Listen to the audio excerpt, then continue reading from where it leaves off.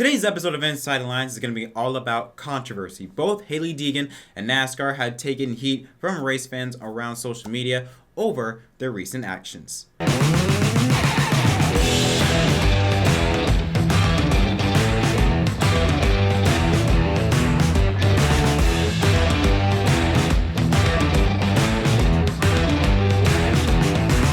What is up, everyone? My name is Jet Krause and welcome back to another episode of Inside Lines. Hope you guys are having a good night.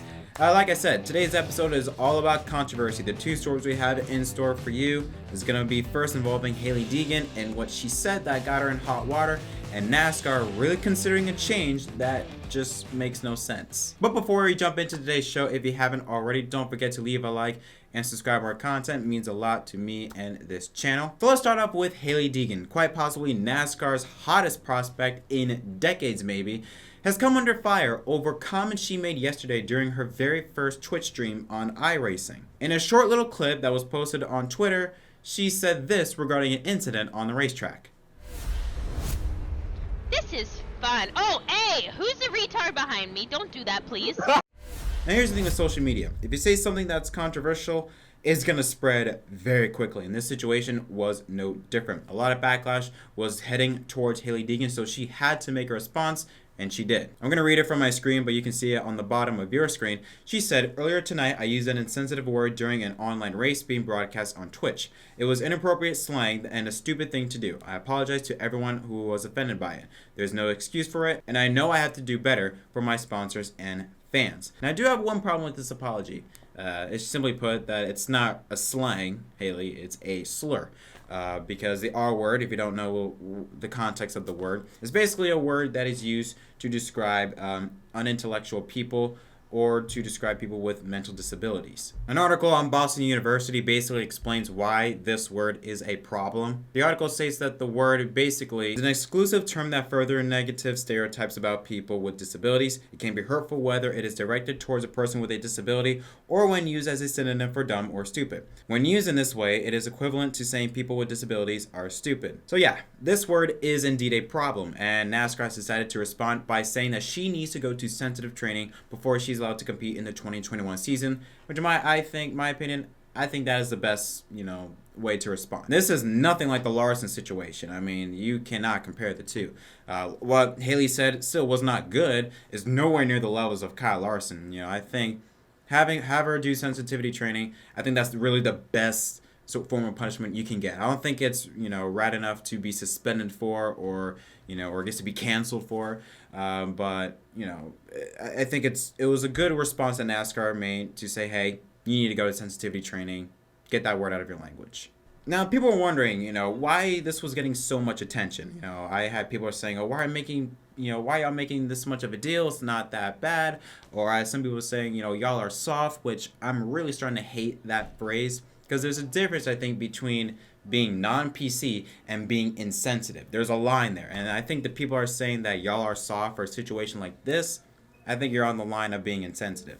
Now, I want to talk about, I think the reason why this is getting so much backlash is because Hailie Deegan is starting to develop a bad history of saying or doing things that just come off unprofessional and just immature. I think the first example that we can use, and the biggest example that we can use, is a few months ago, I think weeks before she made her Truck Series debut at Kansas, she said this in a podcast with her father regarding COVID. Everyone's there, okay? They're just trying to cut the goal, which they're doing is having less crew there, so there's less people on the ground, so there's less chance of spreading this dumb, fake, dramatic disease deal this year called COVID. Hoax. Yeah. So, anyhow. Yeah, that was just a flat out stupid and insensitive thing to say. And then a few weeks later, she posted on her TikTok a quick story, and I'm going to try and make sense of this.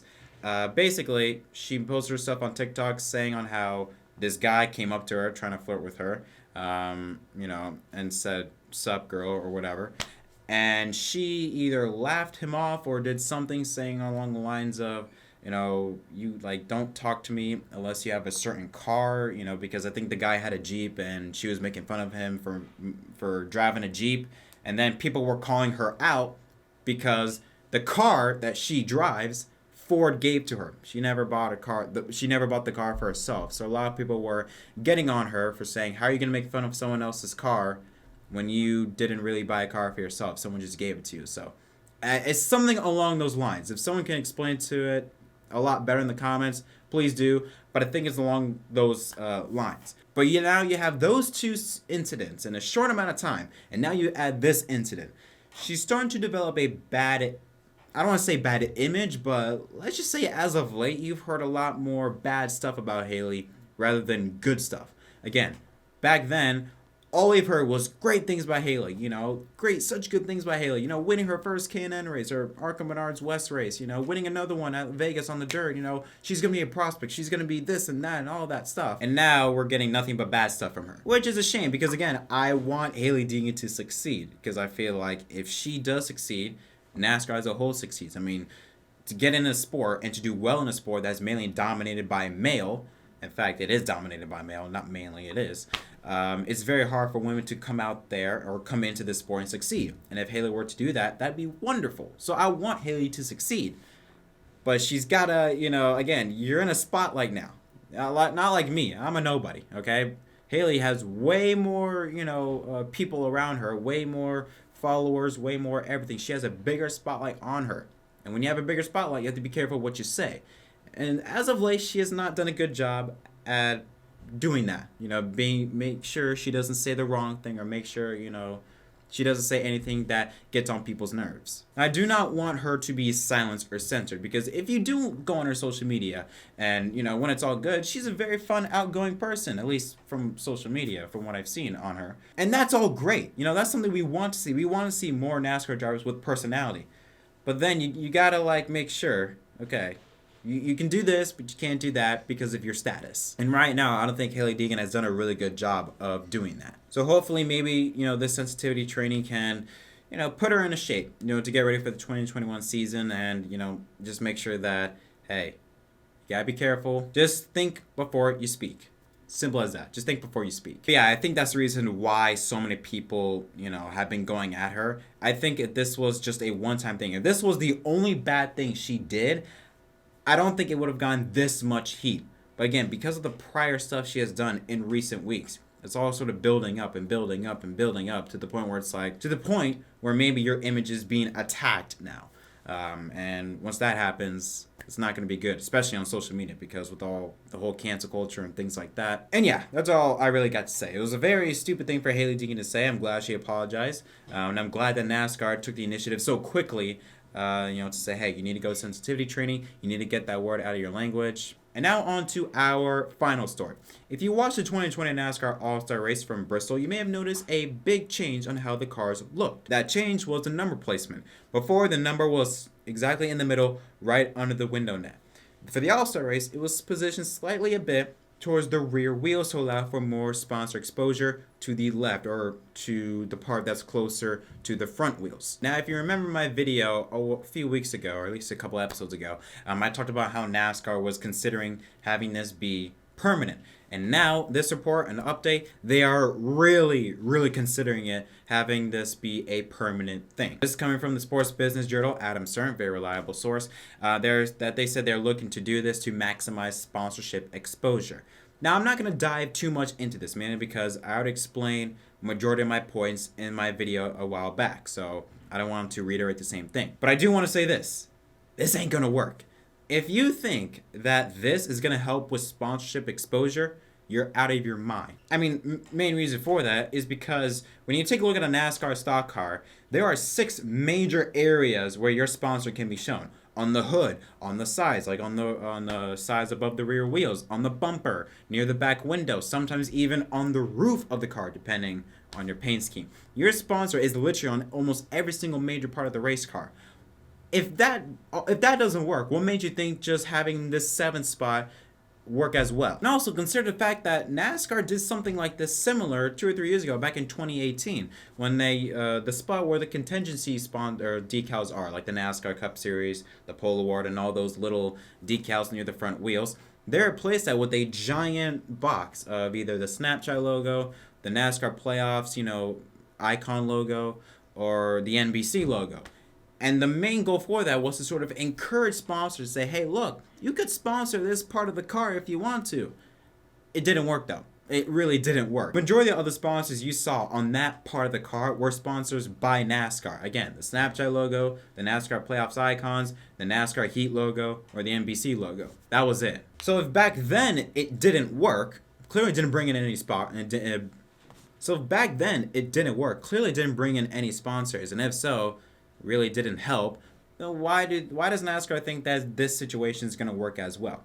Again, if you want to maximize your sponsorship exposure, you're going to have to do more than just slap your logo on a car. Perfect example, Domino's. Domino's does not even have a logo on the race car. All they've got is their logo near Denny Hamlin's sleeves on his fire suit. They played that commercial with Denny Hamlin and the PJ's logo thousands and thousands of times, spent millions and millions of dollars, and guess what? It's getting a lot of exposure. I've had people that don't even watch NASCAR, don't even care about it, know this commercial. They know Denny Hamlin, Domino's, the PJs, and even FedEx, because FedEx's logos is also plastered all over the car and on Hamlin's fire suit. How about Mobile One? When Clint Boyer was dancing and Harvick was sort of dancing, people know that. They might not know NASCAR, but they know Harvick, Boyer, the dancing, and they associate that with Mobile One. The soda cookies with Tony Stewart, another classic. How about back earlier in the days when Mountain Dew, Dale Earnhardt Jr., and the Dale Call, that transcended past NASCAR. People that didn't even watch NASCAR knew the Dale Call and knew Mountain Dew. That's how you get the most out of your sponsor. Just slapping a logo on a car and expecting that to do wonders is not going to work nowadays. I highly recommend you watch Slapshoe's video on NASCAR marketing and how it was perfect in the 90s. Because literally the marketing ideas that these sponsors had when it came into NASCAR back then were genius. And it got the most out of their brand. Everyone talked about it. I mean, you saw the sponsor on the car everywhere, not only at the racetrack, but also in the stores and commercials everywhere. That's how you do it. Again, just slapping a logo on a car ain't gonna do jack. With Busch Beer and what Mobile One are doing right now are fantastic. They're getting creative to doing things than just sponsoring a car for a lot of races. They're doing things outside the box with commercials and even, changing how the paint schemes are designed with the Millennium car, the Gen X car, and the Harvick car. Yeah, that's all I got. I don't want to reiterate all the points that I made in the last video because, again, I'm just going to be repeating myself. But simply put, this is a bad idea. It's not going to help with sponsorship. If you want to help maximize sponsorship, you're going to have to do more than just this. Again, perfect examples. NASCAR in the 90s with marketing, Busch Beer, Mobile One, Mountain Dew, what they did with Dale Jr., just a few examples of maximizing sponsorship exposure. Making the logo bigger on the side of your car is not going to do that, especially when you have already 6 major parts of the car already sponsored. The hood should be a giveaway. The hood is already enough. The hood and the sides above the rear wheels, that's already enough. If you need more than that, then I think it's the sponsor's problem, not really NASCAR's problem. But that's all I gotta say. Thank you so much for watching this episode of Inside Lines. Of course, tell me in the comment section down below what your thoughts on any of the 2 stories I talked about on this episode. But until next time, my name is JettMDK, and I'll see you guys next time.